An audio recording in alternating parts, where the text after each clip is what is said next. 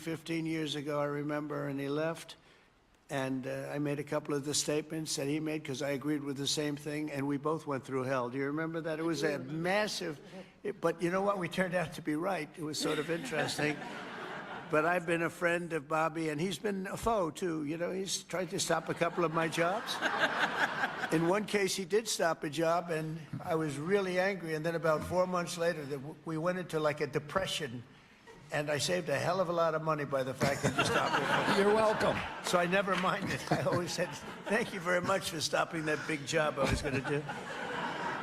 But he's a fantastic guy, and Bobby, we're with you all the way. And your beautiful wife is right sitting in the front row, and she's always been right there with you. And, you know, it was very interesting. When Bobby came, I really wanted Bobby to join, and he was doing very well as a candidate, really well. He was being treated very unfairly by the other side, but he was doing so well that they treated you unfairly. They had no choice. I think they said, in order to qualify, Newt, you had to have 80% of the vote, okay? Do you remember that deal? You had to have 80% of the vote in order to qualify to run against Joe Biden. And Bobby thought that was a little unfair, and that was about it. And he came on board, and we got very lucky, but you really helped, and I want to thank you very much, really. We're with you all the way. Thank you very much. So Bobby, if you'd say, give him your thoughts, please. Well, thank you very much, Mr. President. I do want to say something, because I get a lot of credit for steering this administration toward the MAHA movement. But I joined the campaign in August. I joined President Trump in August and became, went from independent to his campaign. But it was in June that he made a speech specifically on this issue. It was a MAHA speech before MAHA existed. And I took note of that speech at the time and thought there's a potential here for a common ground. So I want to thank you for your vision, for your courage, for standing up. President Trump is a populist president. He's a president he's blamed for giving money to billionaires and all this stuff. We hear about that all the time. But he is on the side of the middle class, the working class, the poor in this country, people.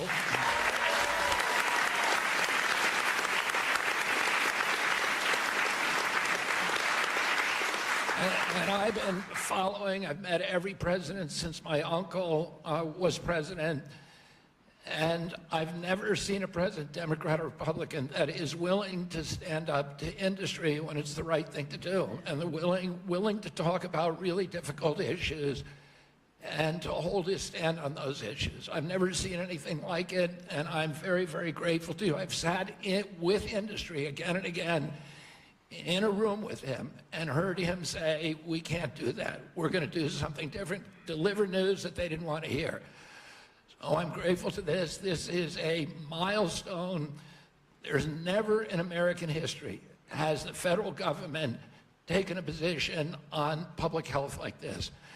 And because of President Trump's leadership, it's not just one cabinet secretary, it's the entire government that is behind this report. And I can say again, I talked a little bit about when I met Rachel Carson as a boy. My uncle tried to do this, but he was killed and it never got done. And ever since then, we've been waiting for a president who would stand up and speak on behalf of the health of the American people and say, there is no difference between good economic policy, good environmental policy, and good public health policy, and good industrial policy. We can have all of them, but we need a united cabinet, and we need to go forward as a single people. I want to thank you for that, President Trump. Thank you very much. Thank you.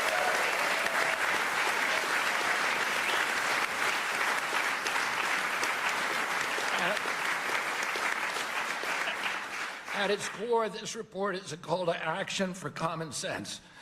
We've relied too much on conflicted research, ignored common sense, or what some would call mother's intuition. It's common sense that ultra-processed, nutrient-poor food contributes to chronic disease.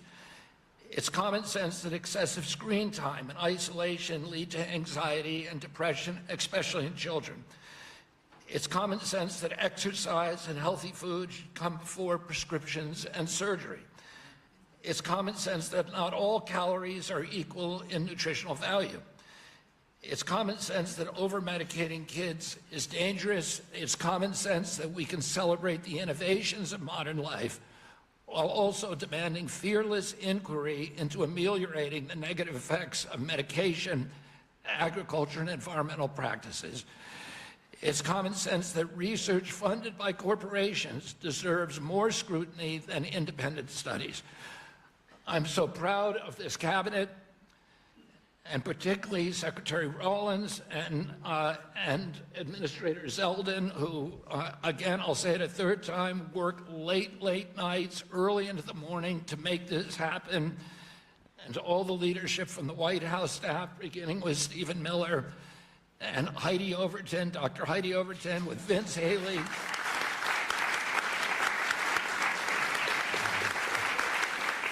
Their leadership and their steady hand in getting us to the goal line we could not have done it without them.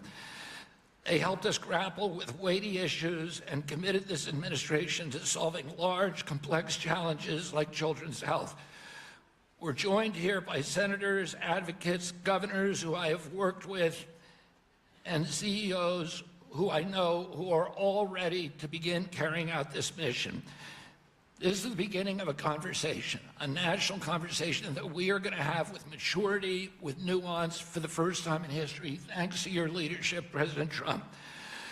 There is a reason that the MAHA moms sided with you, President Trump. It's because this administration has the bravery to tell the truth and solve problems through innovation and not nanny state regulation. President Trump, I'm honored to present you the MAHA report and work with this incredible cabinet that you have brought together to make our children healthy again.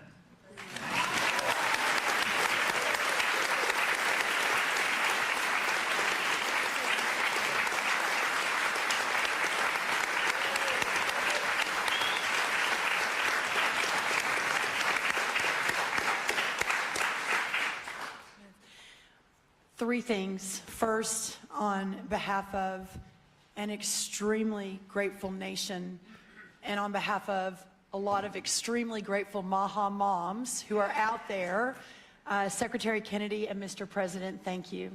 I see a MAHA mom and grandma and our amazing Chief of Staff right there, Susie Wiles. I see a MAHA mom and Caroline Levitt all across our cabinet. Sir, my oldest son, Luke, is here. Stand up, Luke. I am a MAHA mom of 4. And this hits particularly close to home for every single one of us in this room. That's the first thing. The second thing is that you mentioned, sir, in your remarks that we are on track to sign multiples of SNAP waivers to get junk food and sugary drinks out of our food stamp system. And I am so proud.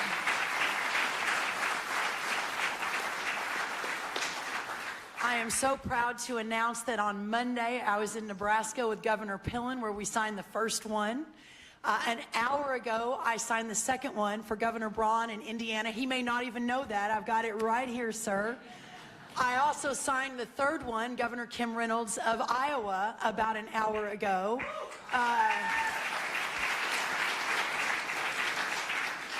With a half a dozen more coming down the line. And sir, that has never happened before. Under Republican or Democrat administrations, we have never made that happen before. So I am so proud and so grateful for your leadership. We have Governor Morrissey here, who is the first one to apply from West Virginia. Oh, Governor Morrissey.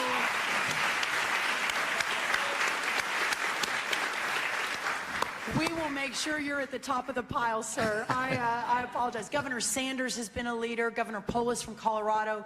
It has been remarkable how these governors have stood up. That's the second thing. The third and final thing, sir, is we all know that at the center of making America healthy again is making American agriculture great again.